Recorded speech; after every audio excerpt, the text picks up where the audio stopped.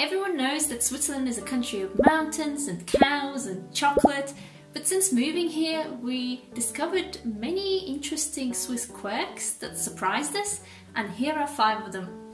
Switzerland was one of the last countries in Europe that granted women the right to vote. Switzerland is such an advanced and developed country, so I was very surprised when I found out that women here gained their right to vote on the federal level only in 1971. And more shockingly, in the canton of Appenzell Innerrhoden, women gained the right to vote on the local level only in 1991. That's only 30 years ago.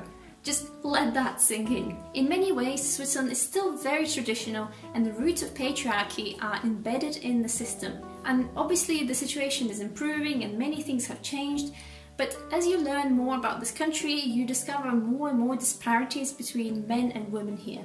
Most Swiss women either work part-time or don't work at all, and that is because they're still very much expected to be the stay-at-home mum type. And I'm not saying it's bad to be a stay-at-home mum, and I'm not saying it's bad to work part-time, but the issue here is that many of these women are forced into this decision by the system. For example, most Swiss schools will not have a canteen, but children will still obviously have a lunch break, and that will be 2 hours long. And what's traditionally expected is for the mum to come pick up their child, bring them home, feed them, and then bring them back to school. But if you work full-time and your job is not next to the school, or you don't get a 2-hour lunch break, it won't be possible for you to do this. Obviously, sometimes there's an option of a lunch club, or you can hire a childcare person to come pick up your child to feed them, but it's an extra hassle that really doesn't need to be there.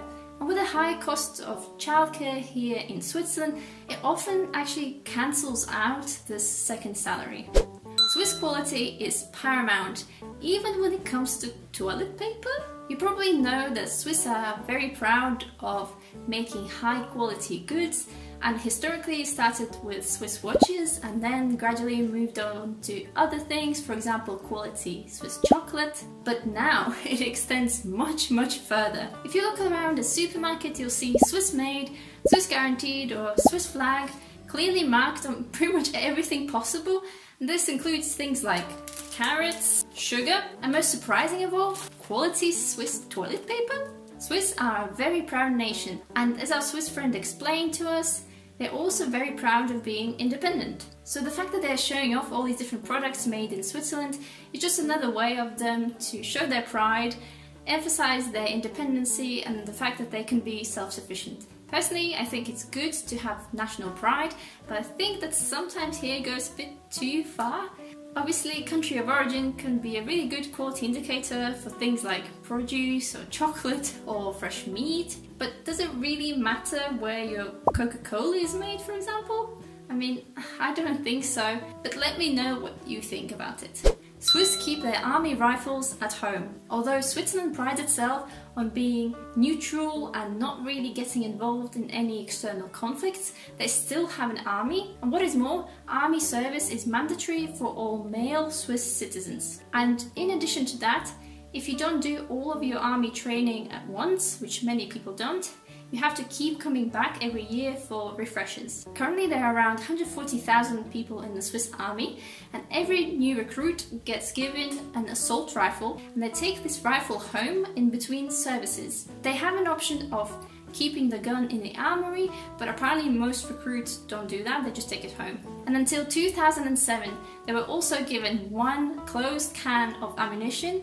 to take home with them, so those were the bullets to go in the rifle, but they don't do that anymore. So next time you walk down a quaint Swiss street, look around at the houses and think about all the army assault rifles that are hidden in the cabs. Swiss love rules, but they don't always follow them. Switzerland has a lot of rules, they just love rules. For example, you enter into our building and the first thing you see is a notice board that has a list of all the different things you can and can't do. For example, they specify the times in which you're allowed to play a musical instrument, do laundry, have a shower. There are rules pretty much for everything. Obviously, Swiss immigration also has a lot of rules and regulations around it. You have to have a residency permit in order to be able to live here, and there are many different permit types and there are many different requirements for each of these types. And it all sounds very strict and regulated, But in reality, the Swiss sometimes bend their own rules, and let me explain what I mean by that. For example, I have a B residency permit, and this permit was acquired through the family reunification system, and normally to get this permit you have to be married, that is the rule, and we're not married yet, and somehow I still got this permit. I really don't know why. I mean, I'm not complaining, I'm really happy to have it, but I just don't understand because it's clearly not by the rules. Also, with this permit I'm not allowed to have any gainful activity. But for example, my friend who was in a very similar situation to me, so she wasn't married to her partner, she didn't have a job when they moved to Switzerland, somehow managed to get a full B permit, which allows her to basically work anywhere in Switzerland. It really makes no sense because we're both in very similar situations, but we got different permits and none of them seem to fit the Swiss rules. So bear in mind that despite all the rules here, sometimes exceptions are made as well. Swiss wine is a thing. If I asked you to name one of the wine producing countries, you'd probably say something like France or Italy or South Africa. It seems like nowhere outside of Switzerland really talks about Swiss wine. Maybe it's because they drink most of the wine they produce. Apparently only 2% of it gets exported and the rest of it is just drank here locally. In 2019, Switzerland produced almost 100 million litres of wine.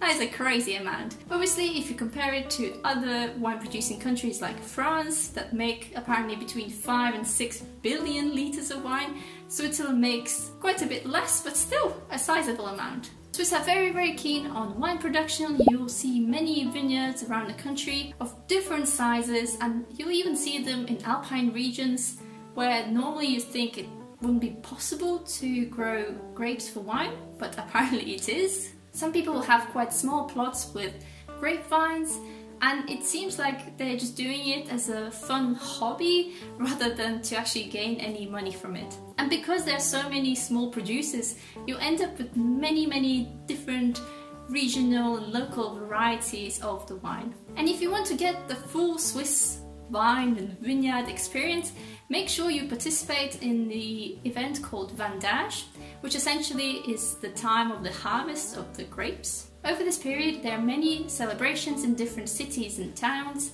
and you can go taste some wine. You can also go help the grape harvest. We did this last year in the Lavaux vineyards and it was really fun.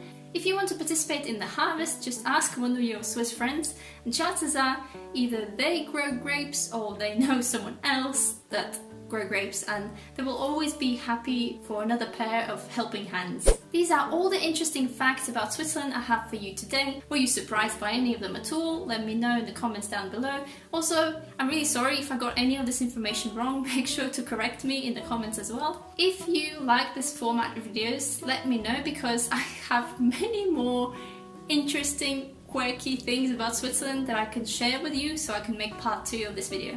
Have a lovely day wherever you are, and see you in the next video. Bye!